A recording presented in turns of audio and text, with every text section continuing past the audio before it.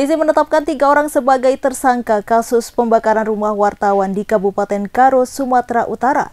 Dikutip tribunnews.com, ketiga tersangka adalah Babas Ginting dan Rudi Apri Sembiring alias RAS 37 tahun dan Yunus Saputra alias SYT 36 tahun bertugas dan berperan sebagai eksekutor pembakaran. Babas Ginting menjadi tersangka dari hasil pengembangan yang didapat dari 2 tersangka sebelumnya. Hal itu diungkapkan oleh Kapolda Sumatera Utara Komjen Pol Agung Setia Imam Effendi Rabu 11 Juli malam. Pada Kamis 11 Juli, Babas Ginting telah digiring oleh personil kepolisian di Mapolres Tanah Karo di Jalan Veteran Kabanjahe. Tampak Babas Ginting yang dikawal 2 orang personil tersebut telah menggunakan baju tahanan berwarna orange dan tampak mengenakan celana berwarna biru. Dikabarkan perihal penetapan tersangka terhadap Babas Ginting akan dirilis langsung oleh Polda Sumatera Utara. Kabid Humas Polda Sumatera Utara Kombes Hadi Wahyudi mengatakan, Babas Ginting merupakan orang yang memerintahkan 2 eksekutor bernama Yunus Saputra dan Rudi Apri Sembiring untuk membakar rumah Riko. Babas Ginting terlebih dahulu memberikan uang sebesar Rp130.000 kepada anak buahnya untuk membeli bahan bakar yang digunakan sebagai bahan utama membakar rumah korban. Aksi pembakaran yang menewaskan jurnalis Sempurna Pasaribu beserta keluarganya terekam CCTV. Pada pukul 3 pada Kamis dini hari dari CCTV terlihat satu tersangka menggunakan sepeda motor datang ke rumah korban. Usai turun dari motor, salah satu pelaku berjalan ke arah rumah korban sambil membawa sesuatu. Rekan pelaku kemudian datang menyusul ke TKP dengan mengendarai sepeda motor. Tak lama berselang terlihat api menyala dan kedua pelaku kabur meninggalkan TKP sekitar pukul 3:17 Kamis 27 Juni dini hari. Dari hasil pemeriksaan ahli forensik terungkap Sempurna Pasaribu dan 3 anggota keluarganya masih hidup saat api kebakaran membakar tubuh mereka. Sementara itu, Panglima TNI Jenderal Agus Subianto membantah jika ada anggotanya terlibat kasus pembakaran rumah wartawan Riko Sempurna Pasaribu. Ex-Menteri Pertanian Syahrul Yassin Limpo mengucapkan terima kasih dan maaf kepada Ketua Umum Partai Nasdem Surya Paloh. Pernyataan itu disampaikan SCL seusai divonis 10 tahun penjara dan denda 300 juta terkait kasus pemerasan di lingkungan Kementerian Pertanian. SCL mengatakan Surya Paloh kerap mengajarkan dirinya terkait masalah kebangsaan. Dikutip dari tribunnews.com, hal itu diungkapkan SCL pada Kamis 11 Juli 2024. Selain itu, SCL juga meminta maaf kepada seluruh jajaran dan keluarganya. SCL turut menyinggung masyarakat Bugis, Makassar, Bandar, serta Toraja yang disebutnya banyak memberikan dukungan selama kasus ini bergulir. Vonis terhadap SCL dibacakan Ketua Majelis Hakim Rianto Adam Pontoh dalam sidang di Pengadilan Tindak Pidana Korupsi Jakarta pada Kamis 11 Juli. Dalam pertimbangannya, Hakim menyebut sejumlah hal yang memberatkan sekaligus meringankan putusan tersebut. Adapun hal yang memberatkan adalah SCL dinilai berbelit-belit dalam memberikan keterangan. Selain itu, sebagai penyelenggara negara yaitu sebagai Menteri Pertanian, SCL tidak memberikan teladan yang baik sebagai pejabat publik. Kemudian, SCL dinilai tidak mendukung program pemerintah dalam pemberantasan tindak pidana korupsi, kolusi, dan nepotisme. Hakim Rianto juga menyinggung sejumlah anggota keluarga SCL yang ikut menikmati uang Kementan. Adapun hal yang meringankan vonis SCL yakni karena sang mantan menteri sudah berusia lanjut kurang lebih 69 tahun. Selain itu, SCL juga belum pernah dihukum dan telah memberikan kontribusi positif selaku mentan terhadap negara. Kontribusi positif tersebut berupa peran SCL dalam penanganan krisis pangan saat pandemi COVID-19. Lalu SCL dinilai banyak mendapat penghargaan dari pemerintah Republik Indonesia atas kinerjanya. Ia juga dianggap bersikap sopan selama pemeriksaan di persidangan. Dalam kesempatan itu, Hakim turut menyinggung aksi keluarga SCL mengembalikan sebagian uang dan barang hasil tindak pidana korupsi. Selain vonis 10 tahun penjara dan denda 300 juta rupiah, SCL juga diminta membayar uang pengganti sejumlah 14,1 miliar rupiah ditambah 30.000 US dollar. Saya menghargai sepenuhnya sebagai orang yang patuh pada aturan dan hukum. Saya menghargai apa yang menjadi kesimpulan dari majelis hakim dari proses persidangan yang cukup panjang ini. Oleh karena itu, izinkan saya menyampaikan bahwa apa yang terjadi hari ini bagi saya, ini bagian dari konsekuensi jabatan saya. Ini adalah tanggung jawab kepemimpinan saya yang selama 3-4 tahun ini memimpin pertanian di dalam rangka memenuhi kebutuhan pangan nasional, di dalam rangka memenuhi ketersediaan pangan, di dalam rangka melaksanakan keterjangkauan pangan Indonesia dalam kondisi COVID. Oleh karena itu, mungkin saya sebagai manusia biasa, ini resiko leadership. Ini resiko dari jabatan, dari sebuah diskresi dan kebijakan yang saya ambil. Saya akan pertanggungjawabkan itu, adik-adikku teman pers. Saya akan pertanggungjawabkan ini, dan saya akan hadapi ini dengan sebaik-baiknya. Izinkan saya menyampaikan terima kasih saya pada Joko Widodo selaku Presiden yang menunjuk saya sebagai menteri mengambil kebijakan-kebijakan, dan pada saat itu harga pun dapat dikendalikan seluruh Indonesia. Saya sampaikan terima kasih Pak Jokowi memberi saya kesempatan sebagai menteri. Apapun akibat dari sebuah kebijakan, ini resiko jabatan bagi saya. Saya mendapatkan hukuman 10 tahun, ditambah dengan 2 tahun. Bukan persoalan yang sedikit. Tetapi saya merasa bangga pada saat saya menjadi menteri, 71 penghargaan nasional diantaranya diterima oleh Presiden, penghargaan PBB melalui International Rice Research Institute, IRI, dan 71 lain. Yang kedua ingin saya sampaikan, selama ini saya tidak terlalu asik di lapangan, saya tidak mengontrol hal-hal yang kecil. Mungkin itu bagian dari kesalahan saya. Tapi APIP, menurut undang-undang yang selalu menjadi payung bagi pejabat untuk melindungi pejabat, itu belum dilakukan Undang-Undang Nomor 30 2014. Aku tidak pernah mendapat temuan APIP. Tapi udahlah, seperti itu saya akan pertimbangkan dalam proses-proses hukum yang lain. Yang kedua, saya tidak pernah menerima atau megang uang yang dituduhkan untuk saya bayar-bayar sendiri. Uang ini orang lain yang bayar dan berproses sesuai SOP yang ada. Saya ingin sampaikan bahwa di masa COVID, ketersediaan pangan dengan harga pangan yang terkendali sekarang ini, termasuk ekspor saya naik 3 kali dari 200 menjadi 600 triliun. Kontribusi pertanian di atas 2.400 triliun. Dan saya bersoal dengan 44 miliar dan saya tidak pernah pegang sama sekali. Dan inilah resiko jabatan yang saya maksudkan. Kementan penyumbang terbesar. Terakhir anak-anakku sekalian, terima kasih banyak. Kali ini kutip dengan baik apa yang saya sampaikan. Terima kasih Pak Surya Paloh yang selalu mengajarkan saya terhadap masalah kebangsaan. Maafkan saya kalau tentu sebagai manusia ada yang keliru. Tetapi Surya Paloh sangat konsisten dengan partai untuk mengatakan bela rakyat, bela bangsa. Kalau saya harus terpenjara atas nama itu semua, saya minta maaf pada seluruh jajaran dan juga maaf saya kepada keluarga saya. Maaf saya kepada semua orang Bugis, Makassar, Mandar, dan Toraja yang selama ini banyak memberikan support sama saya.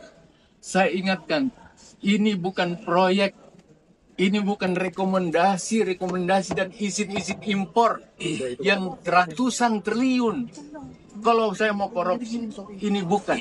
Yang ditarik adalah skincare, yang ditarik adalah pembelian parfum dan lain-lain. Maafkan saya adikku, mohon tertib karena kita berproses hukum. Saya minta maaf kalau tadi ada seperti itu, tidak ada niat seperti itu. Saya lah yang tempatmu sebagai bapak, sebagai kakak. Saya minta maaf pada teman-teman pers dan mudah-mudahan tidak ada pejabat yang takut mengambil kebijakan untuk kepentingan rakyat dan bangsa hanya karena persoalan saya. Terungkap modus yang digunakan ayah di Pati, Jawa Tengah untuk meruda paksa anak perempuannya. Pelaku yang berinisial K 49 tahun meruda paksa korban selama setahun sejak Maret 2023 hingga Juni 2024.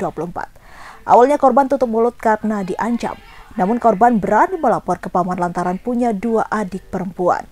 Pada Selasa 11 Juli 2024, Kasat Reskrim Polresta Pati Kompol Muhammad Alvan Amin mengatakan, tersangka kasus persetubuhan terhadap anak berinisial K ini awalnya melakukan persetubuhan dengan modus mengajak pergi berjualan. Alvan melanjutkan, korban yang saat itu berusia 17 tahun menolak dan mengancam akan mengadu pada pamannya. Namun tersangka mengancam akan membunuh atau menceraikan ibu korban. Alvan mengatakan suatu hari korban mengadukan perbuatan ayahnya pada sang paman. Paman korban kemudian melapor ke Polsek Kayen. Mendapat laporan, polisi langsung bertindak dengan meminta keterangan dari korban dan juga ibunya. Setelah mengumpulkan bukti-bukti, polisi langsung menangkap tersangka. Saat diinterogasi, tersangka mengaku telah mengancam dan menyetubuhi putrinya berulang kali. Tersangka juga mengaku membawa putrinya untuk menerima suntik KB setiap 3 bulan sekali. Tersangka diancam hukuman penjara maksimal 15 tahun. Sementara itu, Kapolsek Kayen AKP Parsa menyatakan, K kecanduan video porno sehingga meruda paksa anaknya sendiri. Fakta lain yang cukup mengejutkan, korban yang saat ini berusia 18 tahun dan saat diperkosa masih 17 tahun sudah 8 kali disuntik KB. K kali pertama memperkosa putrinya di salah satu hotel di Pati pada Maret 2023. Menurut Parsa, berdasarkan keterangan korban, setidaknya telah 10 kali menyetubuhi putrinya secara paksa. Saat kali pertama melakukan persetubuhan itu, K langsung membawa korban ke salah satu klinik untuk disuntik KB. Selanjutnya, suntik KB dilakukan berulang kali. Dia melanjutkan, korban dilarang ayahnya untuk mengadu pada siapapun dengan ancaman ibunya akan dibunuh. Pada akhirnya, korban memberanikan diri mengadu pada pamannya karena takut dua adiknya yang juga perempuan suatu hari juga akan menjadi objek pelampiasan nafsu bejat ayahnya itu. Karena kasus ini melibatkan anak yang juga perempuan, pihaknya lalu menyerahkan penanganan kasus ini pada Unit Perlindungan Perempuan dan Anak Satreskrim Polresta Pati. Korban dan ibunya saat ini juga dalam pendampingan psikologis oleh Dinas Sosial, Pemberdayaan Perempuan, Perlindungan Anak dan Keluarga Berencana Kabupaten Pati, Jawa Tengah.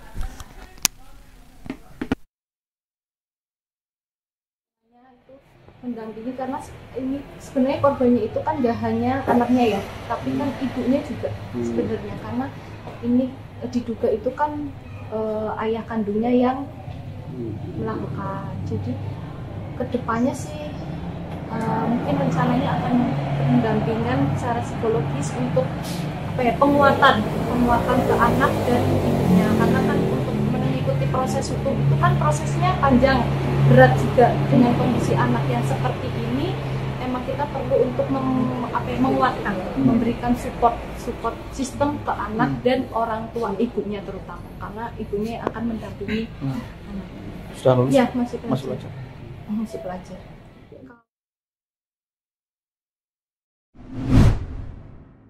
Iron Dome Israel, sistem pertahanan udara kembali jebol setelah dihantam 40 roket milik pasukan Hizbullah Lebanon pada Selasa 9 Juli 2024. Akibat serangan ganas itu, 8 titik lokasi di Israel terbakar hebat. 2 pemukim Zionis juga tewas mengenaskan dan sebagian lainnya mengalami luka-luka. Hizbullah melepaskan serangan balasan setelah pejuangnya Yosser Nimar dibunuh pasukan Zionis. Hizbullah menembakkan setidaknya 40 roket Katyusha ke Israel. Adapun roket yang digunakan dikenal sebagai senjata mematikan yang sempat digunakan dalam Perang Dunia Kedua. Serangan itu menyebabkan 8 wilayah Israel berselimut kobaran api. Hizbullah juga luncurkan roket ke pangkalan militer Israel Nimrah. Dilaporkan bahwa sebuah mobil Israel di Golan Suriah terkena serangan Hizbullah hingga hancur lebur tak terbentuk. 2 tentara IDF juga tewas dan beberapa lainnya luka-luka setelah tersambar sejumlah roket Hizbullah. Dari insiden tersebut, helikopter IDF dikerahkan untuk mengevakuasi korban. Sebuah rekaman video terduga begal payudara beredar di kalangan warganet Kabupaten Tulung Agung, Jawa Timur. Seorang perempuan mengejar sepeda motor di depannya sambil merekam menggunakan ponsel. Sosok perempuan itu terus berteriak dengan nada marah bercampur tangis. Sementara laki-laki yang mengendarai sepeda motor bebek manual AG 6855 RAB terus melaju. Dari suara knalpot, sepeda motor itu diduga jenis Suzuki Satria FU. Kejar-kejaran ini terjadi di Jalan Diponegoro Simpang Tamanan ke utara. Sosok laki-laki yang dikejar ini terkesan menyepelekan teriakan perempuan yang mengejarnya.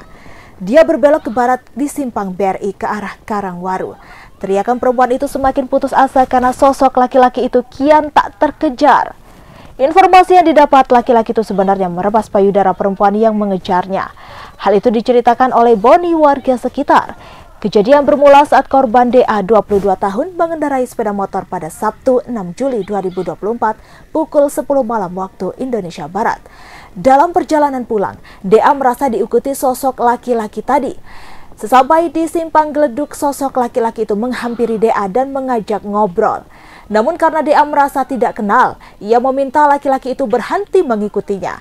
Namun ternyata laki-laki itu memacu sepeda motornya mengejar DA. Dia kemudian meremas payudara DA dan kembali tancap gas berusaha kabur. Dari Jalan Yesudarso ke arah timur, pelaku kabur masuk ke Jalan Diponegoro hingga akhirnya korban berinisiatif merekam sosok laki-laki yang melecehkannya itu. Sidang kasus pembunuhan Dante, putra artis Tamara Tiasmara dan Angger Dimas digelar di Pengadilan Negeri Jakarta Timur pada Kamis 11 Juli 2024. Sidang hari ini digelar dengan agenda mendengarkan jawaban dari jaksa penuntut umum atas eksepsi atau pembelaan. Terdakwa Yuda Arfandi hadir mengenakan kemeja putih dan celana panjang. Dalam persidangan, Majelis Hakim Immanuel menjawab surat permintaan dari ayah Dante, Angger Dimas, untuk sidang kasus kematian Dante digelar terbuka. Majelis Hakim mengatakan bahwa sidang pertama kasus kematian Dante sejak awal pada 27 Juni 2024 sebenarnya sudah digelar terbuka. Namun pihaknya tidak mengizinkan awak media untuk melakukan siaran langsung saat sidang itu berlangsung. Sebelumnya, Angger Dimas tak mengetahui persidangan kematian anaknya sudah digelar, maka itu ia meminta sidang untuk digelar secara terbuka. Sebagai tambahan, Yuda Arfandi didakwa pasal 340 KUHP tentang pembunuhan berencana. Dakwaan sekunder mencakup pasal 338 KUHP tentang pembunuhan dan kekerasan terhadap anak.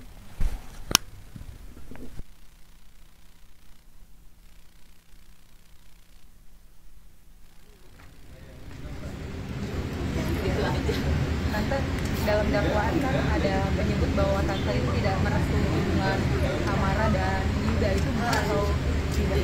Iya benar nggak Tante? Katanya di dalam dakwaan tersebut juga dari pihak keluarga khususnya Tante tidak merestui. Karena apa Tante? Ya nggak suka aja ngeliatnya, nggak suka aja dari awal. Tapi benar Tante ada. Karena perbuatan kasar. Iya ada perbuatan kasar Tante. Enggak sih, cuman ini aja katanya udah kelihatan dia nggak suka. Oh. Itu aja ya, kami mohon doanya aja. Tante barusan kelihatan banyak dukungan juga. Iya pakai baju hukuman mati itu. Iya. Itu dari dukungan dari keluarga Tante tuh seperti apa? Dari masyarakat juga. Berarti memang yang mendukung keluarganya Tamara juga ya Tante? Iya. Mungkin akhirnya sidang terbuka. Sebelumnya kita nggak tahu, kemarin sidang nggak tahu.